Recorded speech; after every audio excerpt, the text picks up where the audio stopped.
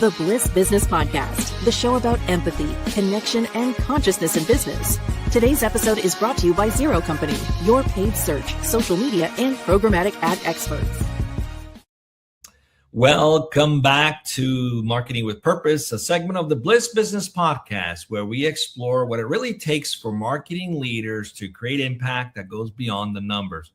I'm Tulio, and in each episode, we sit down with marketing experts to explore their leadership approach and strategies that drive performance and resonate with their audience. Together, we'll dive into what's working, what's not, and how purpose and empathy can transform the way brands connect with people. So let's get started. Today, I'm joined by Madeleine Zook, who's the co-founder of Catalyst. Madeleine is a recognized leader in the franchise industry with experience as a multi-brand franchisor, multi-unit franchisee, and founder of multiple agencies focused on franchise marketing, operations, and recruitment. Through Catalyst, the growth and marketing advisory firm she co-founded with franchise executive David Barr, she helps emerging and mid-market brands scale strategically, with the firm now supporting franchise systems representing more than $1 billion in system-wide revenue. Named one of USA Today's top 10 CMOs to watch and recognized among Philadelphia's top 100 C-suite executives, Madeleine brings a unique blend of operational insight, marketing expertise, and entrepreneurial leadership.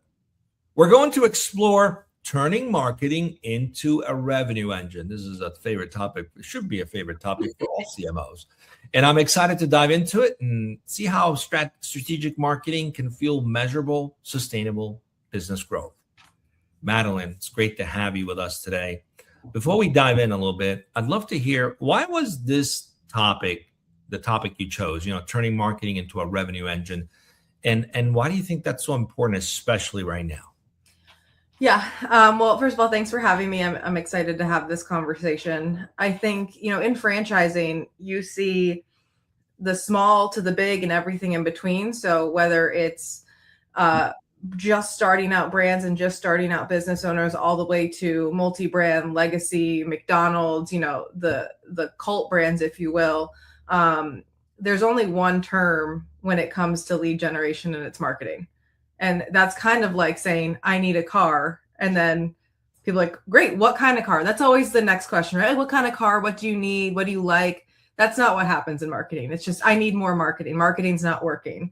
And so what myself and Catalyst really strives to do is get down to the nuts and bolts of what marketing means to you. I always say, we need to look always with the data, because in franchising, there's a lot of cooks in the kitchen, right? It's the franchise owner, the franchise business coach, the ZOR, anything in between. And there's a lot of different opinions, a lot of subjectiveness.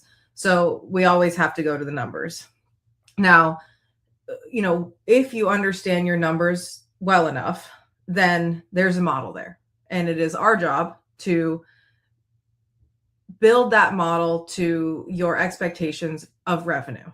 Now, once I get that down, we can optimize everything up from there. And to me, that's the creative. That's how you're positioned. That's, do we need another video shoot? So for me, marketing is a direct correlation to dollars in the register. And there's a lot in between point A and point B. And so, I'm excited to actually talk about how direct spend can correlate to revenue, because I think there's a lot going on right now, a lot of changes, a lot of price increases, and it's scaring a lot of business owners. And so it's important. I love it. In design thinking, the first question is not what, it's a why, right? Mm-hmm. And I love how you guys start with the end goal. Like, where are you going? It's like it's like getting into a car. You're not just going to fire up the GPS without a end location, otherwise right. You'll go in circles. So where are you going, right? Exactly. Unless you're driving a really cool convertible Ferrari for no reason, you just drive around, and that might be fun, but usually that might be the goal. That's fine. It's always a goal. So the goal might be to just have fun for a moment. All right. Okay. So the reality is CMOs are pulled quite often in many different directions. Mm-hmm. And the big balance is always near-term results and long-term brand building, and they're not the same thing, right? So how do you ensure your marketing strategies with your clients stay aligned with what the company's growth goals are? You mentioned that. Mm-hmm. Where do you find the biggest friction points in making that happen? Yeah, so I'm not going to pretend to know for all CMOs, but specifically in franchising, the biggest friction right now is trust and local marketing on the ground, because you can't scale that from a corporate level. Like the franchisee has to go do that. Well, we've been very spoiled since COVID with digital, right? During the COVID years, the market turned into having to shop and do everything digitally. I mean, 6 feet apart. And so our message in franchising and all of our tactics aligned with that. It's kind of like when TSA all of a sudden had crazy lines. We adapted to getting there very, very early. Well, the market has now shifted to, we want local, we want referral, we want trust. There's this big fear and understanding around, or I should say not understanding around AI, what's that going to do, all these different types of ways to run ads. And so the problem being is that the market now wants local, but we've been very happy sitting behind a computer and throwing in, money to get leads. And since that message hasn't moved all the way towards the market, there's a gap there. And so we're coaching to that, but there's only so many ways you can tell someone, go out and be the mayor of your community, go out and be local and do the hard things and be on the ground. So that's the biggest friction. And the other thing, if I'm talking to a client, I would usually, before I go in, I say, look, my job is to make you money. You got to be pretty thick-skinned to be in marketing, because 50% of the time you're going to be wrong. There's another 20% of the time that someone drops the ball. There's human error. For whatever reason, the marketing trend didn't go in the projective way, and talking through that. And so what I usually tell them is, my goal first is not to tell you to spend more. It's very easy for me to tell you to spend more, and then oh, you didn't spend more, you don't get leads, that's not my problem. Or in most cases, if you're in marketing and you spend more, something's going to happen, right? My goal here is to have you do and spend the least and make the most. Well, what does that mean? And so we break it down first and foremost in what I call the marketing revenue calculator, where we can take what their current cost per lead is, their conversion rate, whether it's a 2-step system in terms of like a window washing, you get an estimate, then you close the deal, or maybe it's just a 1-step where it's QSR and they come in and they order a bowl, whatever that might be, their average ticket size, and then their goal revenue. And then that will spit out how much you need to invest to make a certain amount of money.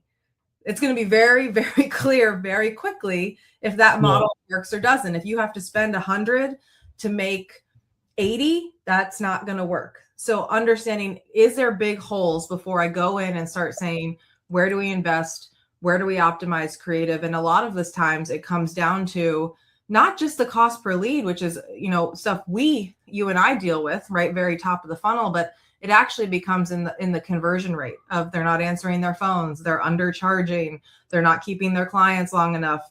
So we want to make sure that we understand those metrics before we change anything else, or they're investing more to make sure that that model is going to work at a scalable pace.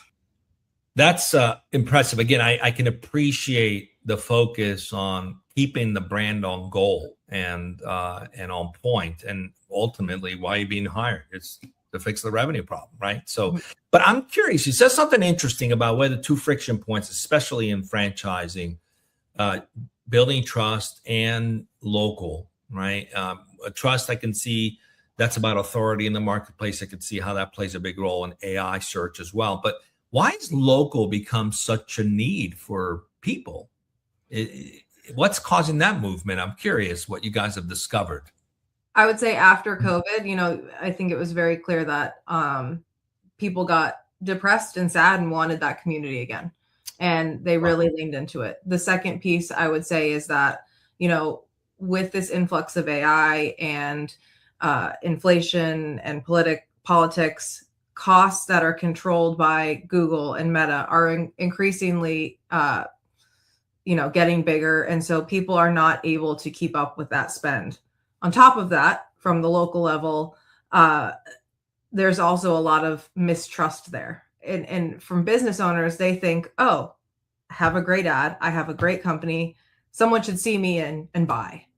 But from the buyer perspective, I'm not going to do that. Like, I don't know if I can trust you. There's so many scammers out there. There's so many different pieces that are pushing and pulling me in the buyer cycle that, the more that you have a relationship with someone locally, that's an ease to conversion. That's going to help your costs. Yeah. So that's really what we try to preach. Because I am, as I'm sure many are, much more likely to do business with someone I know and know in the community rather than just a one-off ad I've seen.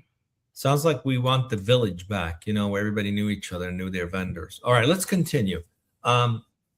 Sometimes you face high stakes situation, brand crisis, market downturn. I mean, it's life that happens, right? How do you maintain a sense of purpose and empathy while making quick strategic decisions? Because building trust, that requires being able to create resonance and empathy is the best way to do that. It's really understanding that there's that need. Why do I need to trust you? Why do I need to do these things? Mm-hmm. But what happens when there's a crisis? How do you balance maintaining doing the right thing and doing what's needed to survive in some cases?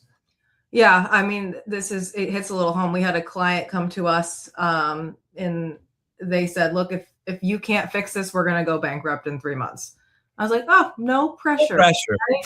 Right? And I think part of what makes my firm special is that we are franchisees as well. I've almost lost my home to a bad franchise investment. So I've seen this movie before. And so from both the business owner side and the franchise owner side, as well as the supplier. So having that 360 view, one, makes decisions a little bit easier for me to make. Because again, I've seen all angles. I've seen the movie before. However, I always think you got to go with the highest risk first, which is usually the franchisees. They've put their life investment on the line. If something's not going to work, or the franchisor is responsible for those systems. So anything that we're making a decision on has to be franchisee first, right? It has to be, our duty is to them first. And if we know that we're making decisions where they win first, or it's a win-win, or at least a win for them, especially in dire situations, that helps us sleep at night, right? Yeah. But we can't act out of emotion. We have to be empathetic to what's going on, but also understand the data is leading us somewhere and what's going to be that best decision. And it might not be what the franchisee wants, right? Yeah. And it might not feel like a win-win, but we have to make the decision that's what's best for everyone in the long run. Yeah. I love that. I mean, there's nothing that builds trust like having walked in someone's shoes a few miles. So the fact that you guys have played in the ecosystem absolutely gives you tremendous credibility. And we did save that brand from bankruptcy. It was one of my most proudest things. That's great. On a great trajectory now. So fantastic. I mean, hey, listen, that's really the whole goal, right? Either help me make money or save me from bankruptcy. Yeah. Most businesses are somewhere in between at all time, right? So let's talk about strategy and market execution around launching a new product or new locations and new markets. What has been your most effective way to align sales, product or service, or customer success teams? And where does that alignment tend to break down based on your experience? I mean, it's pretty easy. It's always expectation. And you can say it until you're blue in the face of what people think, what you're like, this is what you're going to see. And someone still is be like, you're going to get A, you're going to get A, you're going to get A. It's going to be yellow. And then as soon as it starts, the person that's doing it is like, I thought I was going to get X, Y, Z and striped polka dots. And you're like, what the heck? So a big piece of what we implement is called the ACE structure, which is accountability, communication, and expectation. So ensuring that anything that we're meeting with a business owner on or a franchisee on, we are recording it, we're repeating it back to them. They have a recurring doc or playbook, whether it's marketing or all-encompassing marketing and ops, that they can refer back to, understanding, what benchmarks are normal for you to hit. What are you hitting? What are you expected to do? What are we expected to do? So the expectation setting and being very clear and sticking to that is the biggest piece, because if someone starts a business and thinks, oh, to grow, I'm going to spend 2% of my revenue a month, but the expectation is you should be spending 8%. And then all of a sudden they're not hitting their metrics and they're saying the marketing's wrong. Well, let's get down to the nuts and bolts of why you were expecting something. And then we can talk about how you actually need to get there. I love that. And here's some advice for CMOs. If you're interviewing for an opportunity and the CEO is looking for a yes person, run. Mm-hmm. You don't want to work there because no matter what data you present, they want their narrative, and their narrative may not be set on real expectations. And then you could be doing a phenomenal job, but if it doesn't meet the overhyped expectations that were not based on reality, then you will be considered a failure. And that's very sad. I've never seen a marketing system with a yes, that with a CEO or C-suite that needed a yes person in the marketing suite ever be successful. It doesn't work. It doesn't. And I've seen it where those CEOs change their CMOs constantly, and the problem is them. But anyway, that's a whole nother topic. So it's a collaboration. Trust your CMO. If they have the data, trust them, right? Can you share a time when customer feedback or even behavioral data completely shifted your campaign direction? And what did that teach you about balancing intuition and analytics? I think you touched on it a little bit, right? Sometimes the data says one thing, but then if you're listening to the why or the motivation, that tells a different story. So how do you balance that? And do you have a story where you had to do that? Yeah, a big piece of, this happened recently, a big piece of multiple of our clients, they use different website vendors, they use different PPC, SEO, AEO, you name it. And what I started realizing is people were complaining about the cost of their website because they were paying a lot of money, but the organic traffic was going down. And I sat in my office one night, and this was probably, or January of this year. And I said, I'm either aggressively bad at my job or something is going on, because this doesn't make sense. It's not one agency. It's all different industries. And so I really sat down and started to lean into what's going on. And I hadn't heard the term before, and I kind of coined it. I didn't coin the term, but it's started to pick up now that I've been very loud and vocal about it, is what's happening with AI is that 0-click behavior. People are not even clicking to a website anymore. They're waiting for ChatGPT or Gemini to give them the answer. And so it doesn't even matter how great your website is. Like, there is an uncontrollable there that you can't fix. Right. So because of that, we had to shift a lot of strategies, and there was a lot of education around, hey, this is something that we need to stop a bleed. We are not going to see extreme organic growth year over year because we are fighting something that is beyond what we could do as a brand. I don't care if you're McDonald's or you're the smallest franchise company in the world. We can't control that. So how do we shift dollars and focus away from these expectations that SEO is going to be great and organic is going to be great, when in reality, I think in 5 years, SEO and organic and websites are going to be obsolete, right? Yeah, it's interesting what's happening with that, because I could go in and research. I'm looking for a thermostat that's only $200. What are my options, right? I might get a few different options, and I won't even go and visit a site. It's just all AI, right? And then I might go back a day later and say, can you give me 3 options of the best, thermostats that are under $200? Right. And it'll pull the ones that have the greatest authority and say, these are the 2 or 3, and give me the link of where to go buy it. So I've bypassed all kinds of eyeballs on different sites that that people would cater to and pay money to get those eyeballs. They never touch those sites. So Correct. That's a real thing, and although the percentage of people doing that is still relatively low, it's continuing to change very rapidly.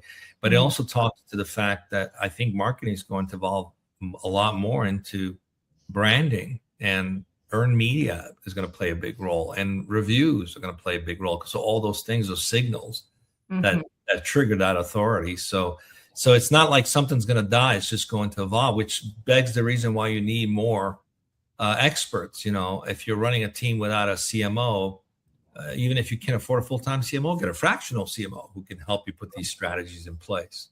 So let's talk a little bit about, we touched on this a little bit on how to, turning marketing into a revenue engine. This is what you guys do. what's worked best for doing that, for turning marketing to a revenue driver at some of the companies you work with? And where do you still see the gaps? Is it the CRM that they choose, the lead tracking, the sales alignment? That makes this harder sometimes to measure. Yeah. So the first thing we have to do, and I touched on it before, is we have to go to that unit level economic marketing calculator, whatever you want to call it, that model. So, which essentially, if you have those numbers, will tell you how many leads you need to get, let's say per month, if you have a revenue per month, how many leads. And then because of those leads, this many are going to turn into estimates, and of your number, this amount's going to turn into sales. And because of your average ticket size, you're going to make this much, right? Where I usually find what we have to do is the systems are outdated. They're not talking to one another. There's a lot of push between build or buy.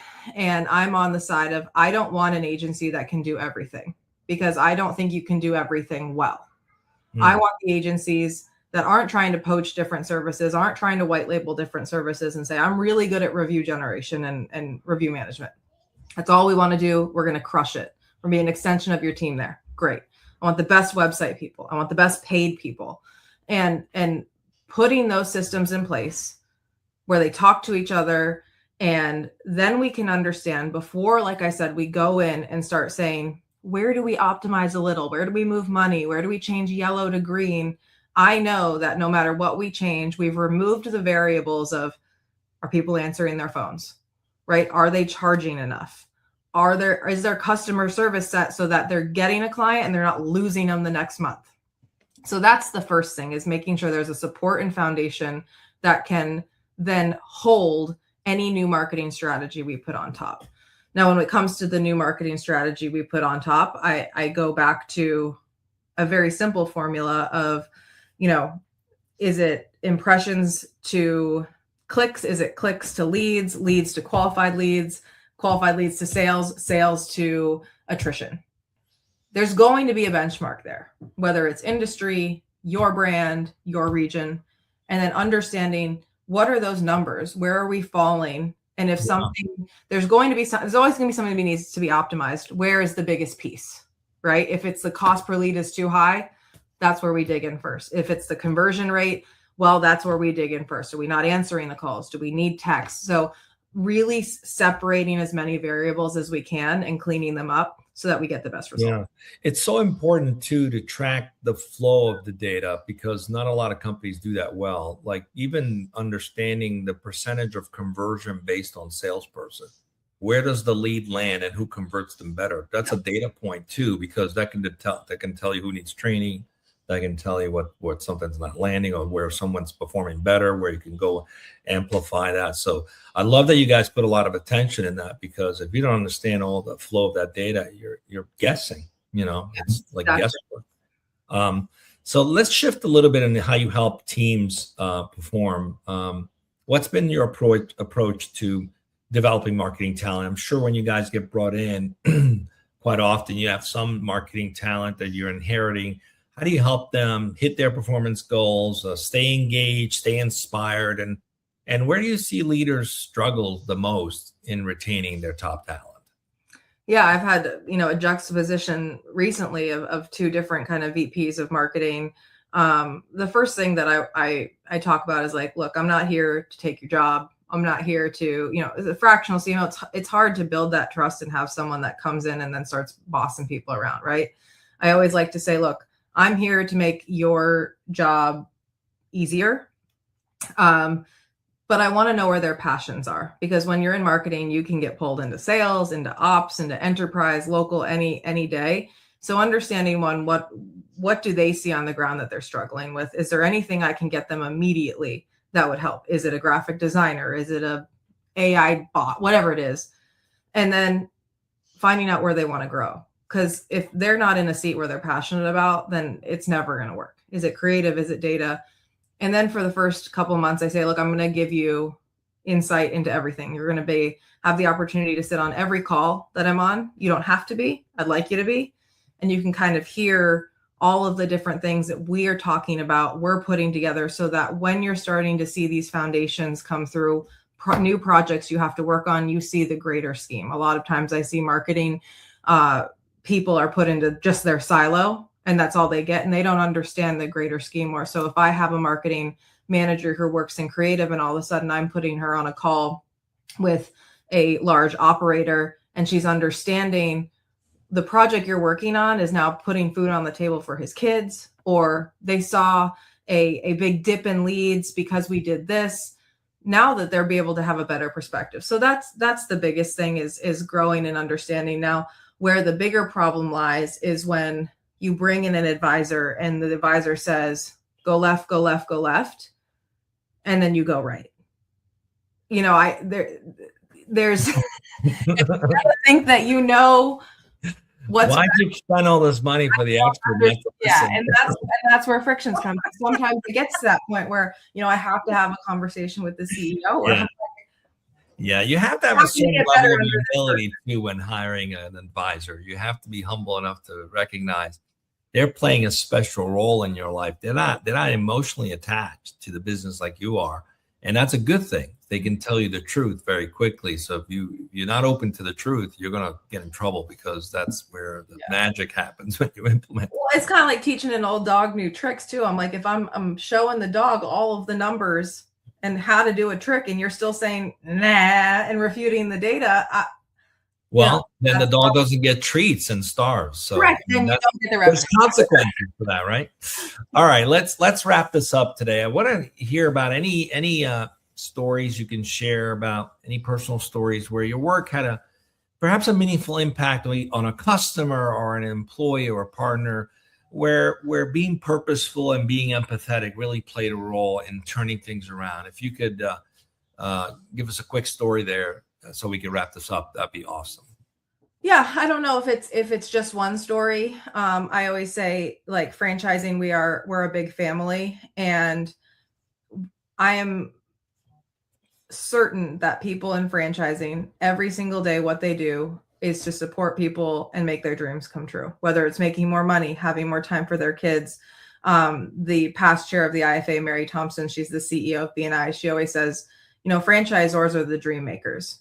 We're here to help your dream come true. So whether it's, you know, fixing a structure so that the brand doesn't go out of business, or it's simply just sitting down with someone and saying, hey, let's look at your marketing strategy so you feel comfortable with it and what you're investing. Business ownership is tough. It's a lonely island. And so I know that whether it's, you know, podcasts like this that someone's listening to on their walk, or going in and having a big board meeting, we're always acting on behalf of what's best for small business owners. And that feels really good. Nice. Well, thanks for being with us, Madeleine. Thank you for joining the Marketing with Purpose series of the Bliss Business Podcast. It's been great to feature you today. Thank you so much for having me. I hope today's conversation sparked new ideas for how you can align strategy, execution, and purpose in your own work. If you found value in this discussion, please like, subscribe, and share it so we can keep the conversation going. And remember, great marketing doesn't just sell, it serves. See you next time.